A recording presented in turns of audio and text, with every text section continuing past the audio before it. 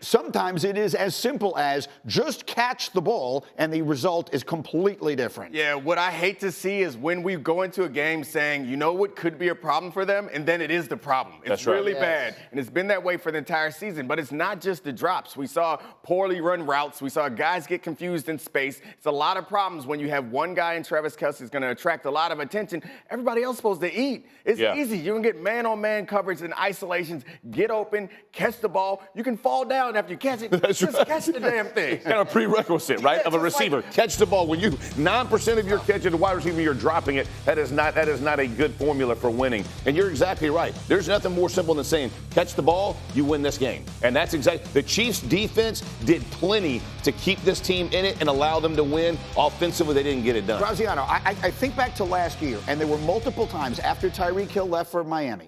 That we had conversations here. Do they have enough receivers to make it work? And they got it together by late in the season. They looked a lot better offensively. And, of course, they won the Super Bowl. It's getting late this year. It is. Are they going to get this offense together because they can't make this work? That's the key question. And we talked about this last year on defense. Their young guys on defense, particularly in the secondary, got better in November, in December, in January.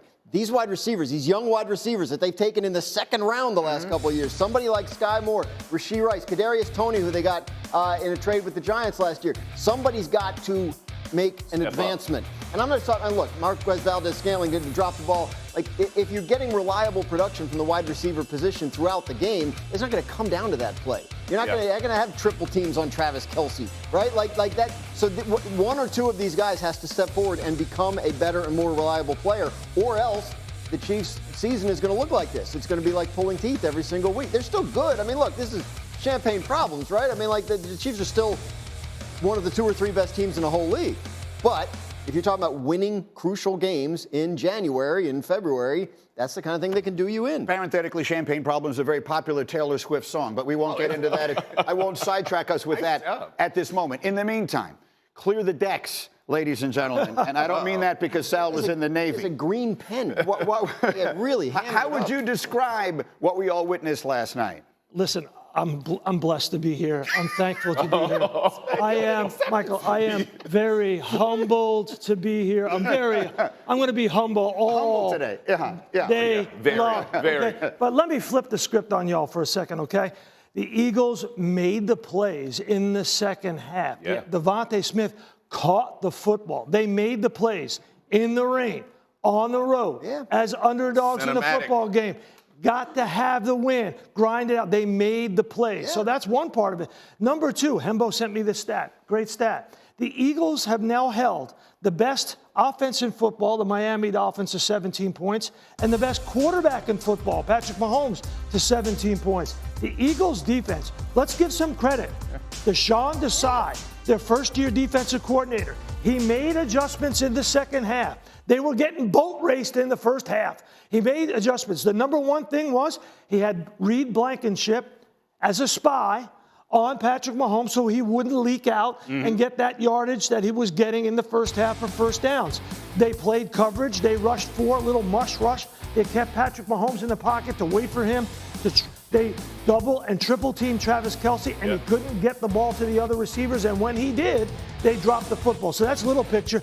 Big picture is this. What America watched last night, Michael, was Rocky II. It was Rocky II. It was the rematch, right? It was Apollo Creed saying, hey, I still want you. Come on out. Come out of that South Philly row home. We want to have the rematch. It's going to be big. It's going to be on national TV. We're going to make a lot of money. We want the rematch. And then Rocky knocked him out. And that's what it was all about, Rocky II last night. Yeah, Adrian looked at him and said, win. And that's exactly what he did. And then we're going to come back maybe this year's Super Bowl. We'll get Clubber Lang, which is Mr. But show me, let's talk about the plays the Eagles made, because so much of today is going to be about what the Chiefs didn't do. And look, when you drop a ball that is right in your hands that basically could have won you the game, that's the way it's going to go. But Devontae Smith, that catch, show me that play. The Chiefs were playing incredible defense. They were doing a great job disguising. I think I got a tape that you guys could bring up where they're disguising right now. You see right there, Edwards in the box. He's actually in cover 2, which means that he has a deep half. You see, they split the field into halves like that. He's trying to show single high. By doing that, look at him. Devontae Smith is on his toes immediately. Look at Jalen Hurts. He's already releasing the ball. Wow. As soon as he saw that, he's letting it fly. That was the deciding play. They got in the red zone and they finished, as opposed to the Chiefs, who got in the red zone and turned the ball over on 2 separate occasions and also kicked the field goal. 3 touchdowns is enough to get it done when the other team can't finish. Sure. Yeah. When you think about the execution, you're 100% right. The Eagles made it. But here's the thing. For the Chiefs, the problem is that when you take away Travis Kelce and don't allow him to be the guy, they struggle offensively. And you can give flowers to defensive coordinators all you want, but look, right here in the end zone, this is the plan, right? We're going to double Kelce. Now we're going to double him again. Well, the first one he throws it to Watson, who scores a touchdown. Now he tries to pull it down and run it. He's triple teamed. Game on the line. He is triple teamed, game on the line. By the way, that means somebody's one-on-one, he's wide open. Make the freaking catch. Yeah. Like all the flowers we're giving to coordinators and all that kind of stuff, if the Chiefs simply don't miss the layups, they win the game. Right. They miss the layups. You cannot. And listen, you go back, and I know Mahomes going to take all the credit. My fault. My what? Man, I mean, listen. I make that catch, right? I mean, like, I'm just being real. You got to make that catch. Everything worked to what you want to. Somebody's got to make a play. Are the Chiefs' problems other teams would love to have? Yes. But if you're the Chiefs and your goals are as high as they are, you cannot be giving away plays like that. We said this before the trade deadline, right? Give Howie Roseman credit, man. He brings in Bradley Roby. He brings in Kevin Byard. Byard has a pick. Roby punches the ball out from Travis Kelce. Veach does not make any move for receiver. And I get development, but at some point, you got to go bring a dog in on the outside to help Travis Kelce. Travis Kelce has had 4 explosive plays in 9 games.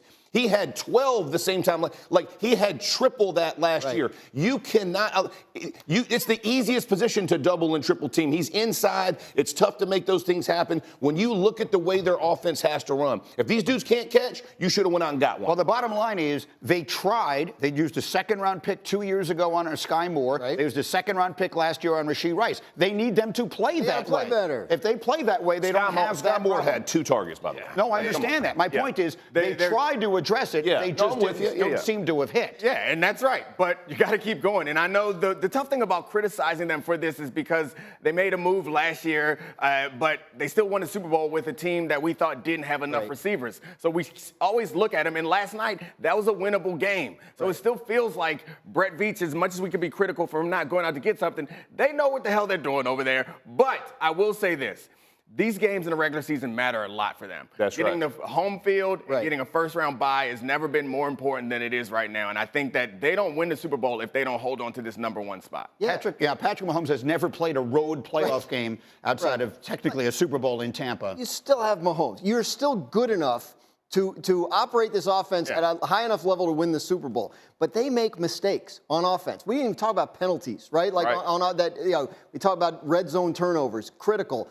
If Travis Kelce is not playing great and Patrick Mahomes is not playing great, and Mahomes was great last night other than the interception, then they're not going to be able to overcome those mistakes. There's just too many of them in a given game. Let me show you something that should concern you. Let's put the second half scoring graphic up, Cindy, if we can. This might stun you. The Kansas City Chiefs this season have scored the fewest points in the second halves of their games of any team in the sport. Name anyone else you want. Bears, Jets, Giants, Steelers. Think of the worst offenses you've ever seen this season. They've been better in the second halves than Patrick Mahomes and Andy Reid have been. Someone explain that. Jeff, explain. You played offense on a great. How in the world are they only scoring 5 points a game in the second half? Because they see their game put in the first half. They go start locking guys. Like I said, you go take Kelce out of the game. You're forcing other players, and it's not like the Andy Reid wants to run an offense that goes run first. That's never going to be what they are. So as you're looking at it, you take away their primary threat, you become very average offensively. And let me tell you something. These guys a lot smarter than you think as games go on. They start jumping coverage. They make plays harder. It's just part of it. I think that's the point. Once they understand the scheme in the first half, then the second half, we need guys. Yeah. Because we know how you're going to attack us. We need someone that's going to make a play. And if it ain't Travis Kelce, that's what I'm saying. There's definitely no mystery to it. You take Travis Kelce away, and they double and triple teamed him, and then you play coverage, and then the other guys have got to make a play. You got to have execution. Coaching matters, design matters, but players play and win the game. That's right. You had opportunities to win the game with those players, and you didn't get it done. If you go back, I'm not going to get in the weeds too much. If you go back in the beginning of the game and you watch Watson and Kelce in motion, they're moving, they're changing the formation strength, like going back and forth. They would split late. As games go on, you kind of get out of that offensively because you're speeding up your tempo, right? You realize where your matchups are going to be, so you don't need to kind of identify the defense as fast. That happens in second halves as well. And Jeff, I love Kevin Byard. I think the world of Bradley Roby. I know those two guys, interviewed him a lot, but we're talking about Kevin Byard and Bradley Roby here, okay? Yeah. Two journeyman guys that no other teams did not want. Howie Roseman goes out and gets them, just like he went out and got Jay Ajayi, LeGarrette Blount, 2017, brought in veteran running backs that needed a running game, brought them in. So, and then these guys came in. It took them a couple of weeks to figure. Bradley Roby got hurt. Couldn't get incorporated into the defense. Byard gets incorporated into the defense in a couple of weeks, makes that pick. He hadn't, in 500 snaps at defense this year, Kevin Byard had not been around the football once until that interception. That was his first opportunity in this season because the coaching matters on that football team, the way they designed it. And, of course, Patrick Mahomes probably should have threw him open in the corner. No doubt. Sure. Run him away from him. So execution by the players matters. 8 tackles by him, by the way. By the way, led the game last night. Yes. You know what I'm always here for? I'm always here for a little petty. So when the ball was dropped by MVS, can we show what Tyreek Hill tweeted? You think Tyreek wasn't watching the game last night? Tyreek Hill watching that game last night, and after MVS drops that ball, Tyreek was on Twitter last night, and we will show you what he tweeted as soon as we can. I'm being told that it's coming in 3, 2, and 1. Perhaps it'll take a little longer than that. That's okay. Is what I'm told. There it is. What about that? He's just got a little emoji. What does that mean, Nate? He's shocked, I guess. I might be the youngest person here, so I guess I'm obligated to translate emoji language. Yes. But yeah, I think he's shocked and surprised as everyone else is. He went on to tweet later that it's a harder catch than it looks like, but I think he was just trying to be nice. It wasn't an easy catch. He tweeted it's a harder catch than it looked like. And what I would say is put that anything is a harder catch than that looked like, right? That looked like the easiest catch you've ever seen. Look, you got to be honest. The courage that it takes to play these sports is the courage to be remembered for your worst moment. Marquez Valdez-Scantling drops the game last night. That's the biggest game of the year. It could wind up costing them a chance to host, the playoff games and all that kind of stuff. And I understand I couldn't make it, but I'm not a professional football player. That's a ball that's got to be caught. That's exactly my point. It's harder if you're playing backyard football and you're 300 pounds trying to play receiver against your neighbor. This is not. This is a dude who gets paid a lot of money to go make. And when you run by the guy, you throw your hand up going, I'm going to make this catch. You can't drop it when it hits you dead in the hand.